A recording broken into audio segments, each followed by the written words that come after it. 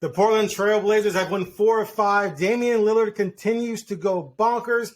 Signing day comes and goes with not much news, and Brenna has a hairdryer story for the ages. All that and more coming up on the Sports by Northwest podcast. I'm Aaron Fentress at the Oregonian and joined by Brenna Greene, KOIN reporter and anchor for Channel 6. Channel 6 KOIN, KOIN 6.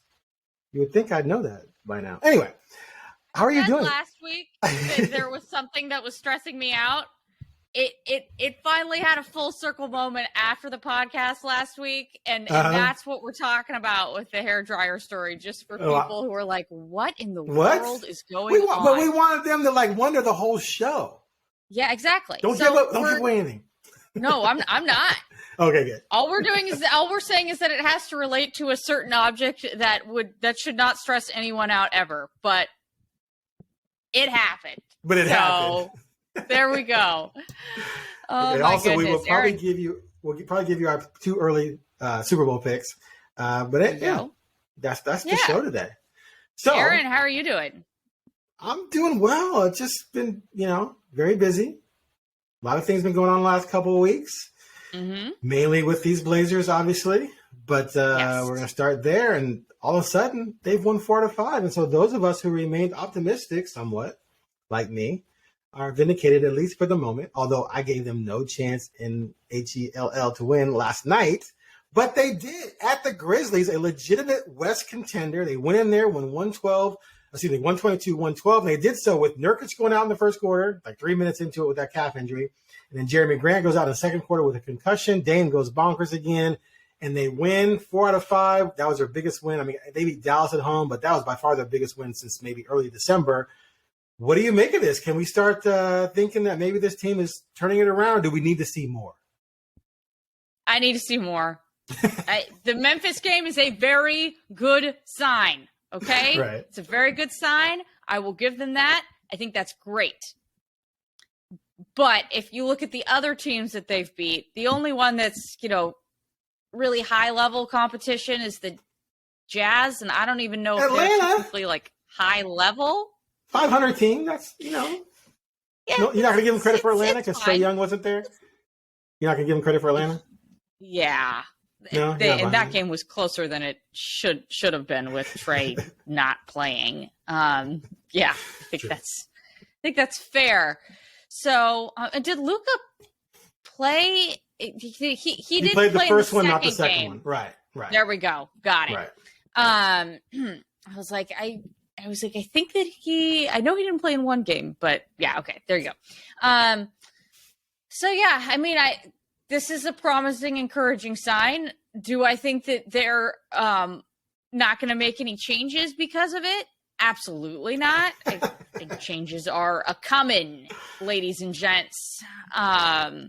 I saw somebody float online last night. Is that the last time we're going to see Nurk in a Portland jersey? Are they just going to hold him out for the next week and see what happens? I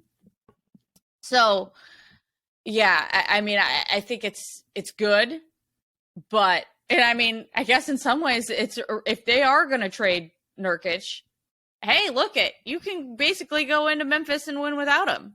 He only played for the first few minutes, so I guess that's. Steven Adams wasn't there too. Steven Adams wasn't there for Memphis, so that definitely plays a role. Yeah. I'd agree with that. So, I think it's good, but I still don't think this team is where it nearly wants to be at this point, and I think that changes are abound. So there you go. What do you think? I've been waiting for this to happen for about a month now because they started season hot. They came back down. Been patient. They got another ramp up, and they came back down, and they just stayed down for over a month. And I've been waiting for them to kick into gear. And winning 4 out of 5 is the start of that. But you're right. We have to see more because they were so bad for so long. They had a stretch where they lost, 9 out of 11 or something like that. They were losing to bad teams. They lost at home to Orlando, which I still can't believe. Imagine had they taken care of business against Orlando, the Lakers, and Toronto, 3 losing teams. Instead of being 25 and 26, now you're 28 and 23, and that would put you in the top 6. So that's how big those losses were. So in order to counteract that, you have to have big wins against good teams. Now, Utah, not great, but Utah ahead of them in the standings, still a good win. Atlanta, 500 team, still a solid win. And then, of course, Memphis. But you're right. We have to see more. Like they got this weekend, you have back-to-backs at Washington and Chicago, very winnable games. You win those two and come home having won 5, or so that'd be 6 out of 7 then. Now it's like, okay, now maybe something's going on because you have 5 home games after that, and you can end the first half well with the All-Star break coming up. So I'm at least feeling some positive vibes for what they're doing. But yes, we have to wait and see more before we buy completely in because they're still in 11th place, right? And last time I checked, in a 15-team conference, that's not a good thing. Now, to be fair, you look at those Western Conference standings, and boy, is it a real it's a real good time in those Western Conference standings right now. I mean, I saw a graphic last night that was like, I mean, you look at it, in the Western Conference, the Clippers right now are 4th at 29 and 25, and the Blazers are 11th at 25 and 26. So that's how 2.5 games from 4 to 11. Crazy. It's, this thing could flip and switch at any time. So thankfully the Blazers are in a good enough spot where if they are able to keep this streak prolonged, what they're doing, they could move up those standings pretty fast. But so I guess at least they're in the Western Conference where everyone still has a chance, it feels like. Unless you're the Spurs or the Rockets, then you don't. But everyone else, enjoy. They're a game and a half out of 6. You can make that up in a heartbeat. And you look at teams who have fallen off. Zion gets hurt, and the Pelicans have lost 9 straight. They were first in the West. Now they're 10th, and only a half game ahead of the Blazers. Suns were number 1 at one point. They fell off. Is Booker back? I don't know if Booker's back yet. But when Booker comes back, or if he's back, they're going to make a run and probably move back up. And someone up there in the top 4 or 5 is going to have another slide. Like Memphis actually lost 5 in a row going into the Blazers, or 5 out of 6. 5 out of 6 going into the Blazers game. Now they've lost 6 out of 7. So things change quickly, and if Portland can continue this streak, then hey, next week by the time we talk again, they could be 5th for all we know. So we'll see. Chaos. You want to know who's been chaos, but in a good way? Damian Lillard. Oh my God. Yeah, he's been the best kind of chaos if you're a Blazers fan. Now, if you're a fan of any of the 11 other NBA teams that he's played in the last 11 games, you might not be as much of a huge fan. But I mean, he can't miss. It feels like he literally had a 3-quarter shot last night. It didn't count. 3/4 length shot last night. It didn't count.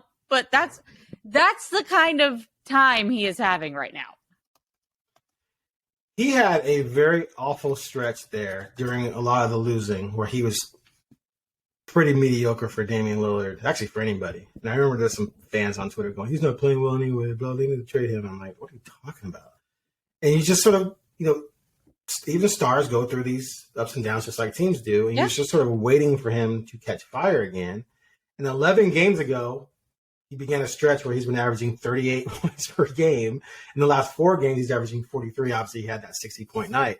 But he's just been ridiculous from all over the floor. And the way the move he put on Dylan Brooks last night, I had to watch it like 6 or 7 times to determine if it was traveling or not, because it was just the way he spun, landed on one foot, but kept his pivot and then came back as Dylan went by him. I'm just like, that's not legal. And I had to watch it over again. Like, I think he maintained his pivot foot.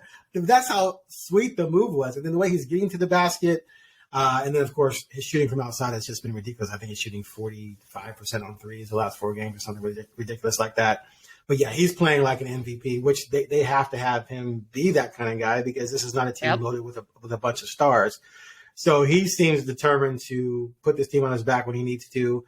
And that's been quite often because they were struggling and he was struggling. So having him back at this level makes them a threat against anybody. And when you're playing a team that has someone like John Morant, you better be able to counter that with a star and playing like a star. And they did that. And of course, Anthony Simons had a good game as well. The bench produced 36 points, which they're only averaging 24 per game, which is like last in the NBA. Now, some of that production comes because they played more minutes because Grant and Nurkic were out, and Eubanks gave you 11 and 11. But regardless, those guys stepped up and played well. So the fact that Damian is doing what he's doing makes them a threat every night. And that's if he keeps it up, I think they can continue these winning ways and get into that top 6, maybe before the All-Star break. Maybe. We'll see. I guess I just hope that that it's not a situation where the team is like, oh, well, he's going to have 35 every night, because that's just not realistic. And you can't. It's not. You can't. He averaged 34.5 in January. I know, I'm aware, but there's going to be a night where he doesn't have a good night. I mean, that's just the way it works in basketball. So I just hope that the team doesn't become too reliant on it, because they really need to figure out who scorer number 2 is on this team and have it be consistent. Yeah.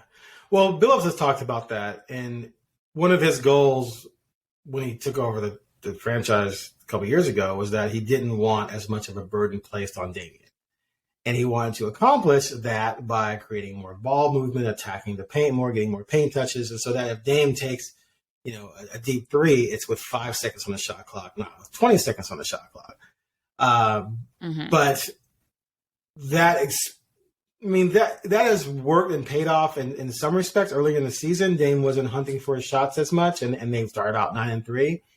And so on some nights, he will do that. He'll come out and sort of see what's needed of him. But lately, he's been deciding that what's needed of him is to just establish right away that he's got to score. And when he does that early, that prevents them from having the awful starts that were killing them. I did an article on this.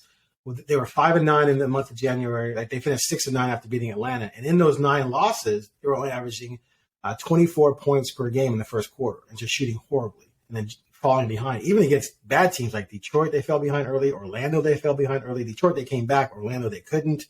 The Lakers jumped out to a 30-7. No, wait, Toronto jumped out to a 30-7 lead. The Lakers jumped out, I think, to an 18-2 or 18-4 lead. Now, they bounced back from that and then folded late. But the point was, they were getting off to these bad starts. Well, if Dame comes out and Dame scores 10 or 12 points in the first quarter, guess what? You're probably not going to have a bad start. So he alone can cure that problem.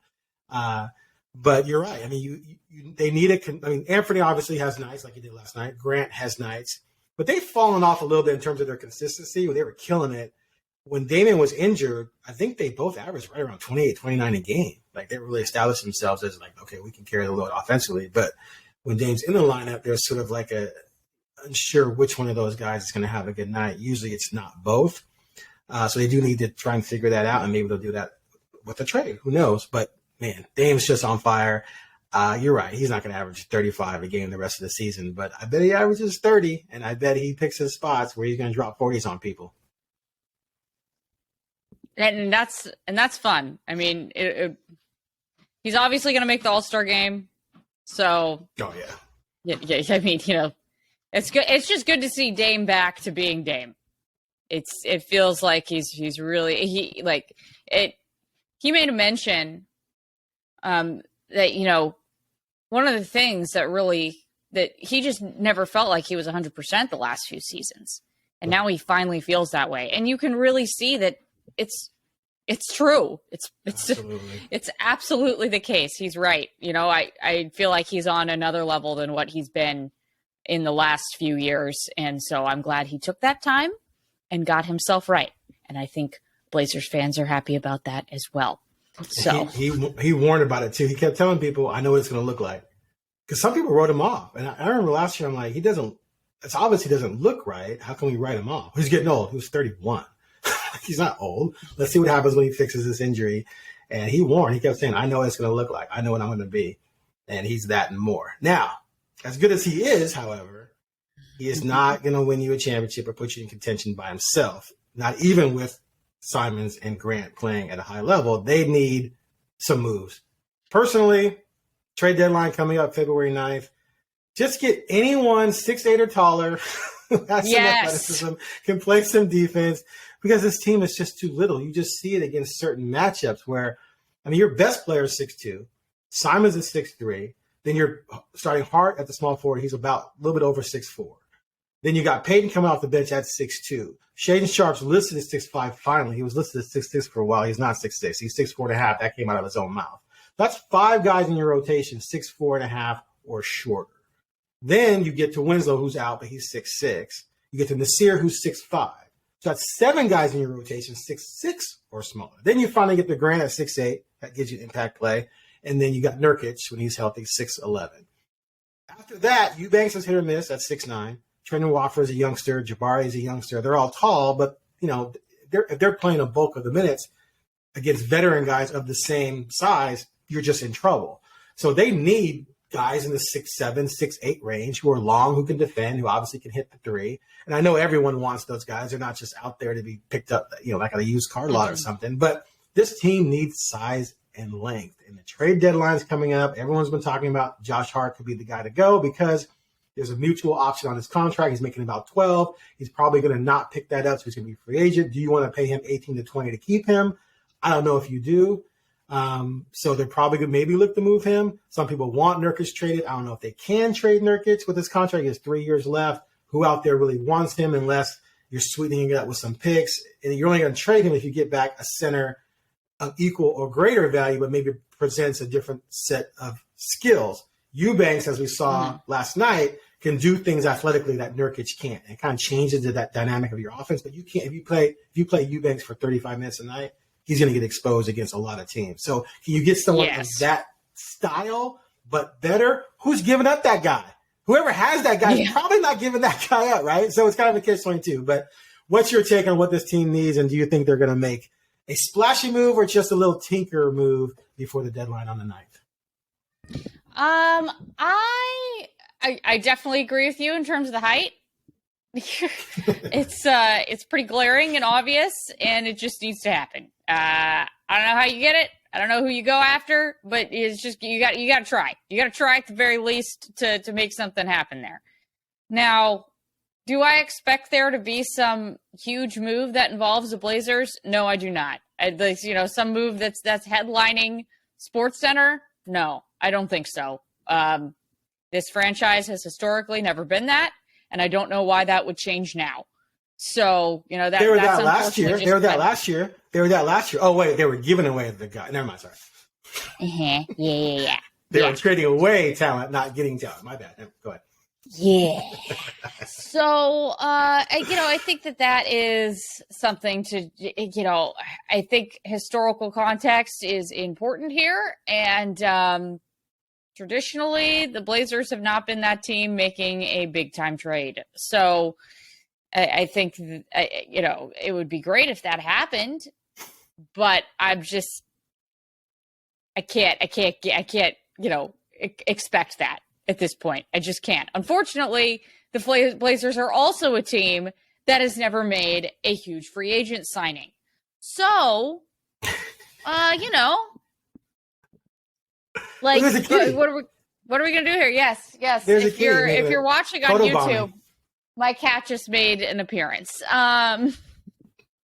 Looking for some screen time. So yeah. Anyways, I'm surprised that he hasn't made more of an appearance over the last few episodes, to be completely frank with you. So if you ever hear him meow, that's him.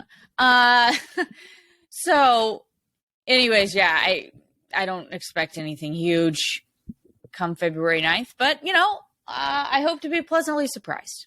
What about you? Well,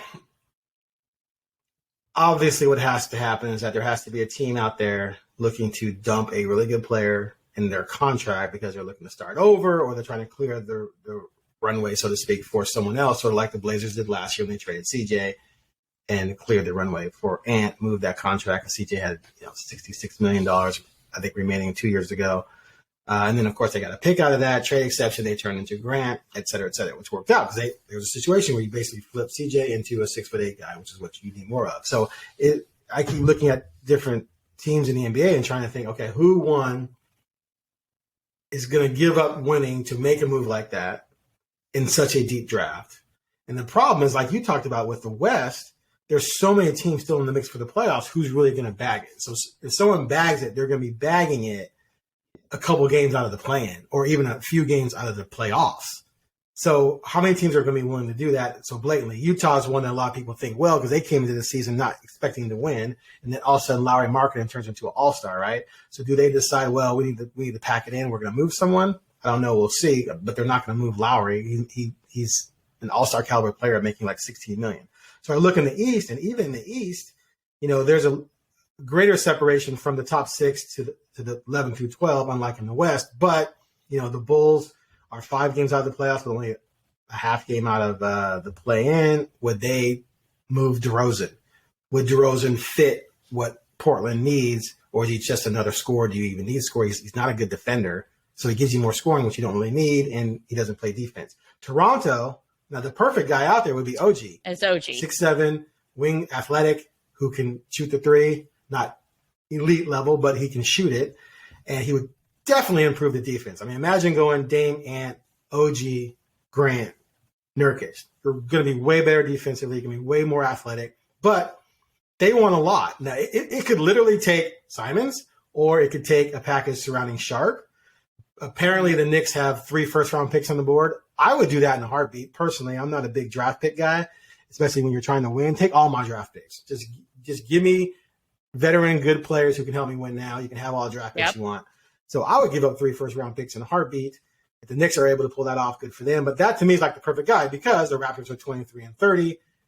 I imagine they're going to start tanking any minute. If I were them, I would, because you're already close to the bottom 5 anyway. You might as well go ahead and trade someone like him. Sit Siakam here and there. He's going to have a calf and then an ankle and then whatever. You got a top 5 pick. But, can the Blazers get him? Now, the Blazers were talking to Toronto about him prior to the draft. They were trying to use the 7th pick, but Toronto wanted more, and the Blazers weren't willing to give up more. And now that they have Sharp, they know what the 7th pick is, they're not going to move Sharp for OG. I don't think they're going to do that. So that may be a situation where that's the perfect guy, but you don't have what it takes to get him, which is unfortunate. At the very least, it's going to be an interesting next few days. That's because if the Blazers don't make any moves, that's interesting. If the Blazers do make moves, that's interesting. So right. No matter what, we're going to have takes.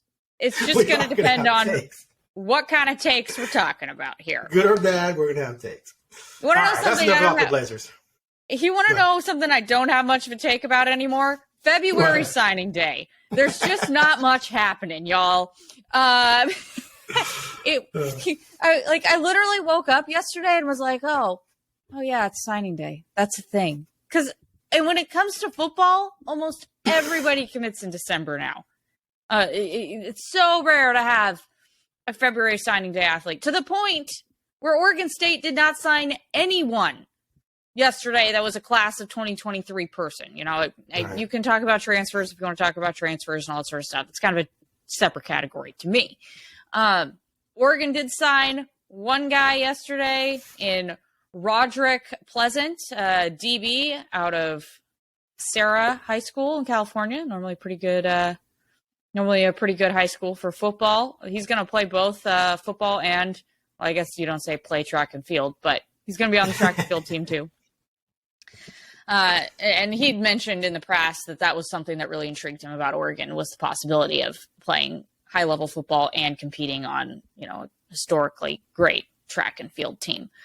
So you get that guy. But other than that, they also lost somebody yesterday. So yeah, Aaron, what are your thoughts on this February signing day period? Well, the big name out there that people were wondering about is it Nicholas or Nichols Harbor? I think it's Nicholas. I think it's Nick. I'm gonna go with Nichols. I think. Okay. All right. Okay. Anyway, Nick Harbor, athlete, edge or tight end or whatever, 5-star kid. He's ending up going to South Carolina, his original team, where he was committed to them going into the final signing period. They almost said the Blazers. The Ducks were trying to flip him. They had a good shot. There were some predictions out there that he actually would flip, but he did not. So they missed out on him. But still, they end up with the top 10 class. Let's see, they're 9th ranked on 24/7, 8th ranked in the composite. So hey, that's nothing to seize at. What amazes me though is 29 recruits total, and then 10 transfers. is my count, give or take. So that's about 40 kids. There's only 85 scholarships available. Now, I know there's some COVID scholarships and things like that are being carried over and, mess with the numbers. But you add 40 new guys. That's a two deep almost. So it's going to be interesting to see how the competition plays out that first year, how many of these freshmen are going to play right away versus be stashed and developed, which is what I think is going to happen because there is a lot of good returning talent on this team.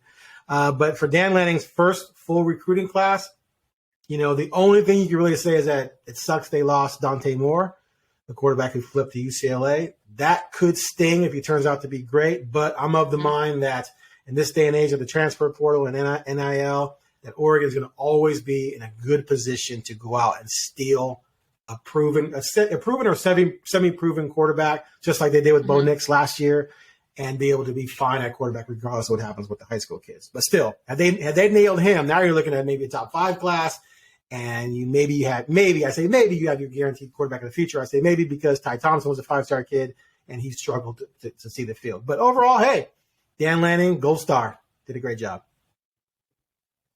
There we go. Signing day. Dusted. Done and dusted. All right, real quick, before we get to this hair dryer tale. Oregon Hoops, like the Blazers, have won 4 of the last 5. They lost at Stanford. I still can't believe they lost that game. But they got Arizona on Thursday night, a team they defeated at home to start this run of 4 out of 5, I believe. They need as many big wins as possible. They probably need to win the Pac-12 tournament to have a shot to get into the NCAA tournament. Revenge game for the Wildcats. You got any takes on this team, or is it just like the Blazers were just kind of waiting and seeing if they can actually pull themselves out of the hole they dug for themselves? I mean, they kind of have some similarities in the Blazers in the fact that this Oregon team was just so injured to start the season, like just unreal. Honestly, I think that they were way more injured than what Oregon was. At one point during the PK 85 tournament, they were playing walk-ons like in their rotation. Like this wasn't like we stuck them in for the final 5 minutes of the game. No. They were playing because they had no one.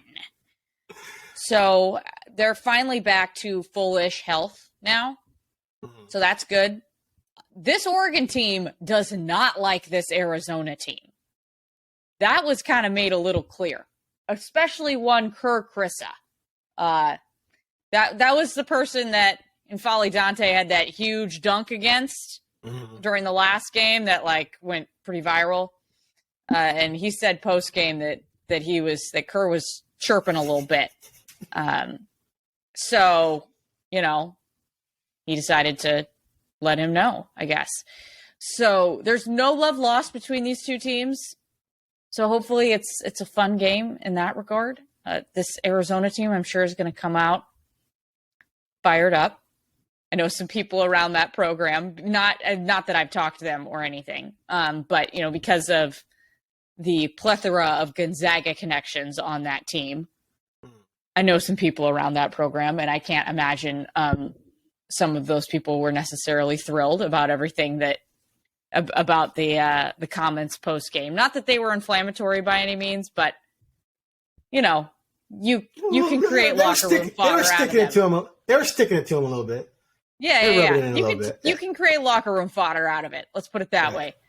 But I think you're right that Oregon's going to have to win the Pac-12 tournament. Now, do I think it's actually? Who knows? It might actually be possible for them to do it if they get on a nice streak towards the end of the season, just because college hoops this year is a cluster. So anybody can lose on any given night. That's evidenced by Arizona, who's number 5 in the country right now, losing to Oregon. And I mean, UCLA is also not completely invincible. They lost to USC last week. Yeah, last week. So we'll see what happens. I don't think it's likely, but I think it's plausible. It's too bad because, this Oregon team came into the season in the top 25. So it's not like they're lacking talent. They're not. They just haven't been able to quite make everything sing, whether it be due to injuries or, these guys haven't been playing together, or guys just not putting their best foot forward out on the floor. I mean, I know Dana Altman was so stressed out about it after they lost a game. He ended up just driving down I-5 because he couldn't. He was like, I need to figure out what's wrong with this team. I can't figure it out. Like, he's like, I just got in the car and started driving. I didn't know where I was going to. I just started going because I was just so like upset. So it is a bit of a disappointing situation for them that they've put themselves in this position, but it's a hole that they might be able to dig out of. You just have to make sure you're getting hot while you're digging out of it. So. Well, I need to see more before I don't care, but if I'm interested, I need to see more from them because this is not yes. like a Dana Altman team. But although winning 4 out of 5, they're starting to rally a little bit. That typically is how a Dana Altman team operates, but we'll see. So, in more exciting local college basketball news, yes, you saw someone break a record. We talked about her last week. Yeah, on Saturday, Alex Fowler broke the record at UP for scoring. She needed 10 points. She got exactly 10 points. With about 3 minutes left, she got it at the free throw line, which we were all joking. We're like, yay, a record broken at the free throw line. That's what Damian did. Everybody knows that's like the... Yeah, exactly. Exactly. Yeah. It happens. It happens, whatever. What was funny is that post game, so I'd sidelined the game before, but I did not sideline that game. In post game, she said, I didn't know until somebody told me at the game on Thursday. I go, wait, was that me? And she was like, yeah. I didn't know until our post game interview that I was 10 points away from the record.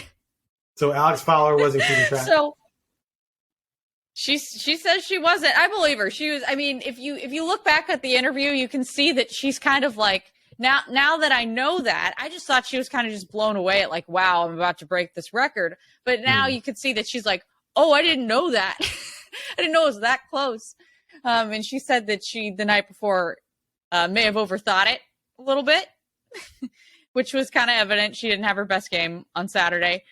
And then it was funny because there were a few times where she could have gone up with it and she ended up passing it. And she said that she got in trouble with the coaching staff over it because they wanted to get her out of there. They're like, can you just please shoot? Because the team they were playing had 9 points at half. They were going to beat that team. Okay. Yeah, it was not pretty. So 9 points in the first half of the game. So anyways, that was kind of funny, but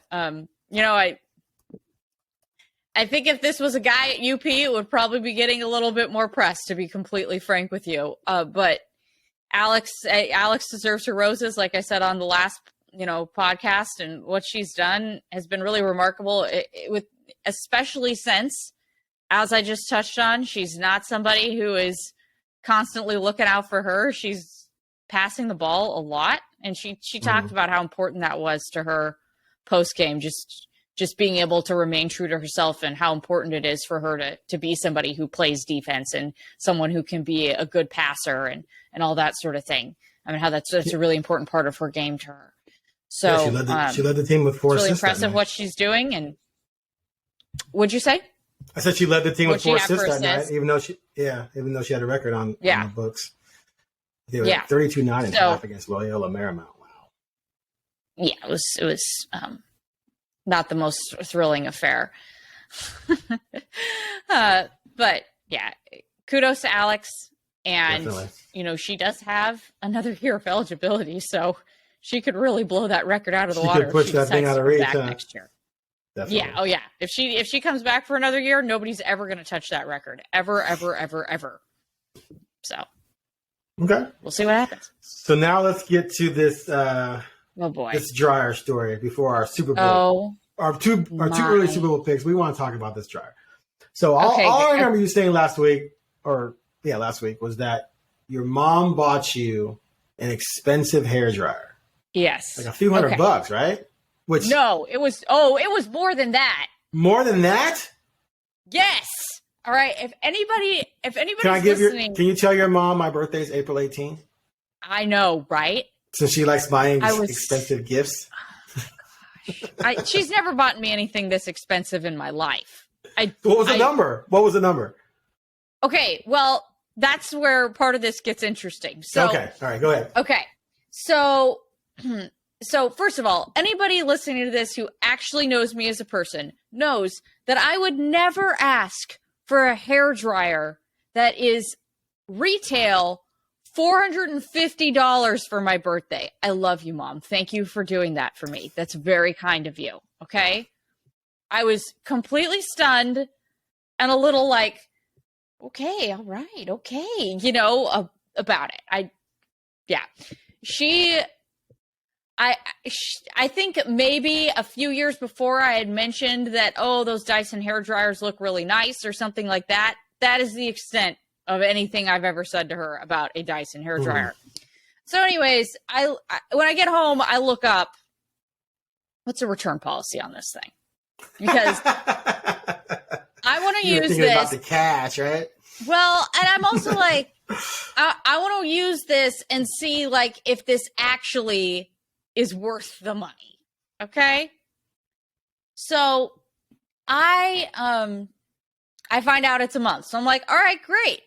I'll use this for a month and make my decision.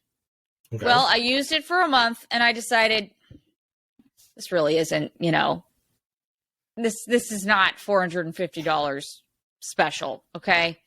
Meanwhile, I found out that she bought it on Amazon and she actually bought it for cheaper than what it normally is for $388, which I was like, okay, all right. Okay, cool. So this is where things take a turn. Okay. So I'm looking on the box and I'm noticing that, because how hair dryers come with like different attachments and stuff.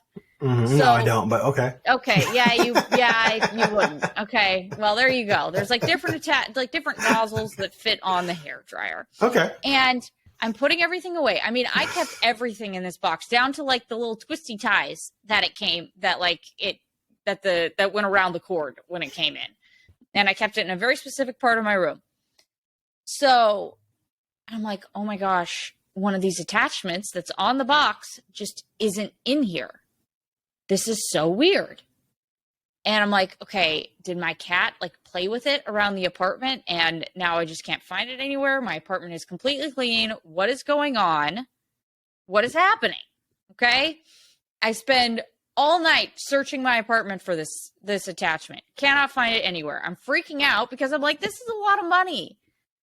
Like if I return this without an attachment, I'm not going to get what I want. I'm not going to get the money back. Okay. Right.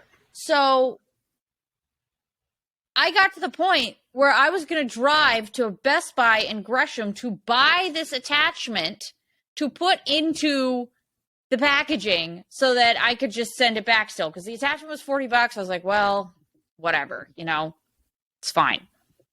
Makes sense. So I called my mom finally and I'm like, I cannot find this. I don't know where it is. I'm losing my effing mind. I'm losing it over this. She's like, okay. She's like, let me go look at the Amazon order. So she goes, looks at the Amazon order. She's like, there's only 4 attachments pictured on this order. And I'm like, oh, thank God. Thank God. I'm like, wow, I just stressed this much out about something where there wasn't a 5th attachment, which there was also like a place for the attachment in the packaging and everything. So I was totally thrown off trying to find this thing. And then as I'm packing stuff up, I have this moment of complete and utter clarity where I'm looking at the packaging and I realize nowhere on here does it say Dyson. And then I go and look at the screenshot my mom sent me of the order. Nowhere on there does it say Dyson. In fact, it says brand : generic or general, one of the two. And it's not being sold currently online. Then I go and I look at the instructions and I see that it is spelled hair dryer on there. So my mom for my birthday got duped by some company overseas selling fake Dyson hair dryers, whatever. Yeah, they have like this thing called an air wrap, so I was getting that confused as well. Anyways, So, yeah. Selling fake Dyson blow dryers on Amazon. My mother got. And that's why she paid $388 for this thing. Did she search for Dyson and then Amazon gave her alternates? Because sometimes you have to go into the filter and specifically say what brand you want. I hate it when Amazon does this. Do you think that's what happened? Is that why she thought she was buying Dyson? I don't know. I think she probably did. Yeah. So anyways, she's not very happy about it. And I guess like her friend was like, well, you could just get the Amazon credit back right now. She's like, I don't want the Amazon credit. I want that money. I'm pissed off. Is she going to use Amazon again? If she's going to use Amazon again, it's like having money. Yeah, I know. But I think that that's a lot of money. $388 on Amazon. That's a lot of money to be spending on Amazon anyways. I don't think she's buying that much on there. As somebody who, I got a free Echo at work once. Or, I don't know, Alexa, I guess. Whatever. Anyways, so I'm on my mom's Amazon Prime account. Mm-hmm. So I get notifications when she gets stuff delivered for her at the house. So I can tell you that she's not spending $388 on Amazon Prime in a year. Okay. Gotcha. I can justify that. She's probably like, if she's listening to this, she's going to be like, I can't believe you told this story, A. And now I know that you know every time I get something delivered. Awesome. Mom, I can't see what it is. I just know that something has been delivered for Danae. Okay. That's all I know. So, anywho. The lesson here, though, for people listening, is that because this frustrates me, like I just said, I'll search for something and it'll give me sometimes at the top alternatives. And if you don't look at the brand, you might be thinking, oh, I'm looking at what I searched for, but you're not. So then you have to go into the filter and it'll show the list of brands that fall into the category. Like if I'm looking at shoes, you have to click which brand you want, and then it'll give you the list of just that brand. But even then, after a few of the ones you were looking for, they'll slip in some other ones. So you just have to be careful because that drives me bananas. If I want Cole Haan shoes, which I'm addicted to because they're so comfortable, I don't want to see ads or purchase ads basically for other brands. I want to see only Cole Haan. That's it. So it sounds like your mom probably searched Dyson hairdryer. This thing popped up. She saw the price, probably thought it was a Dyson because that's what she searched for. Oh, this is a great deal. Clicked it, bought it, came to you. And did the box say anything on it? What did it say? It had no branding for Dyson on it whatsoever. Wow. So, yep. There you go. Yeah. Don't get got by Amazon. Don't get got. I mean, I think another lesson for this is that I hope she's definitely going to hear about this. But,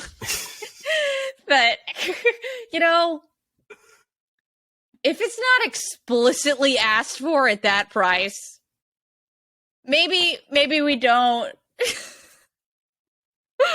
But as a parent, so you're not a parent. You're not a parent yet, though. So as a parent, I know. And I have 3 kids. If they express interest, that's the whole point of a present. Like a present is supposed to be something that they wouldn't normally buy. A few years ago, though, get it for them, and it's like, huh? A few years ago, though, who knows? It probably stuck in her head. I know in times with my kids, they expressed interest in something. Then her intentions were pure. They were very motherly. Or maybe she was just saying something about how you fixed your hair. Ta-da, bump.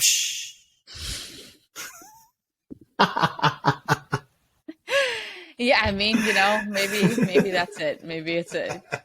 I know what really sparked it because I was complaining one day about how I felt like my hair was big or something like that. And so, See? And so she was like, oh, yes. Your hair was big.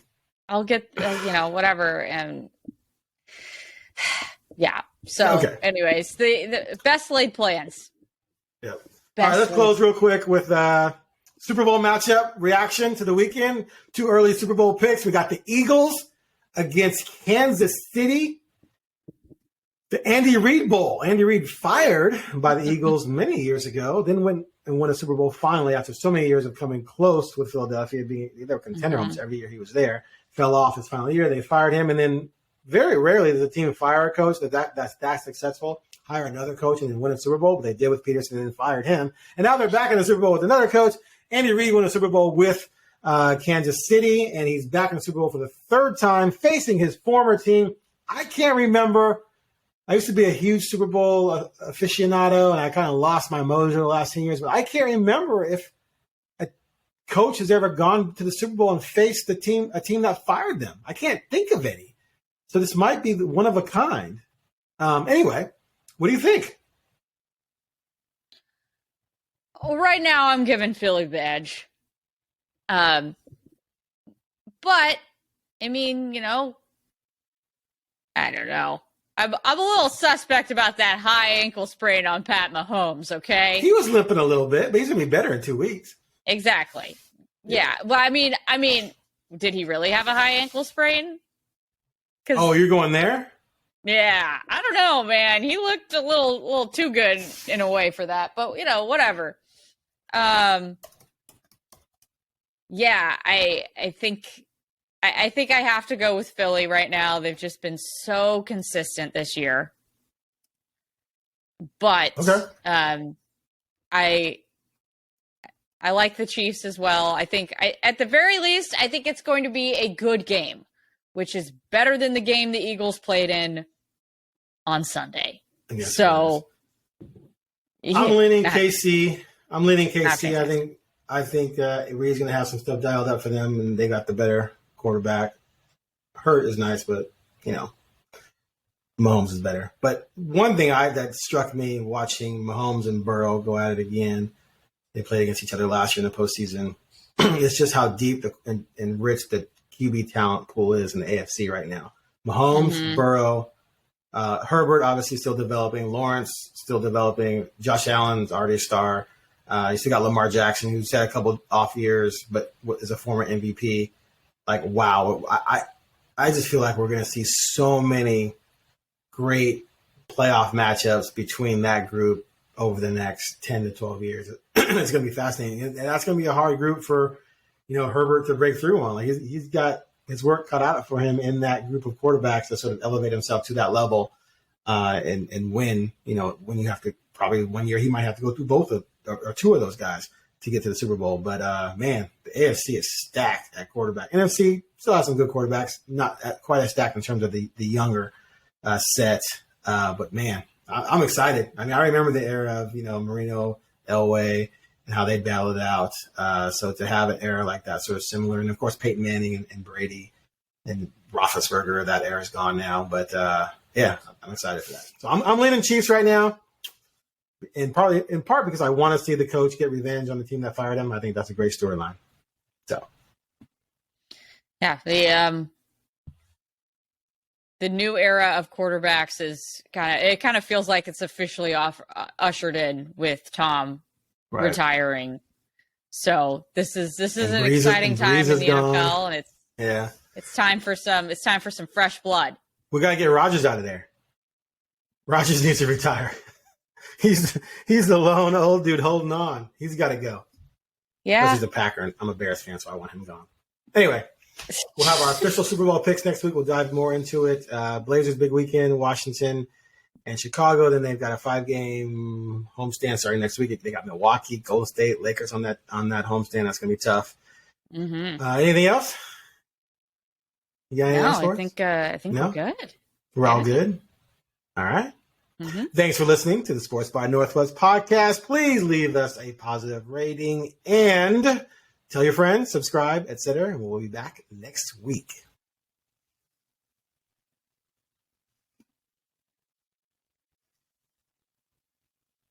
Wow, I didn't know that.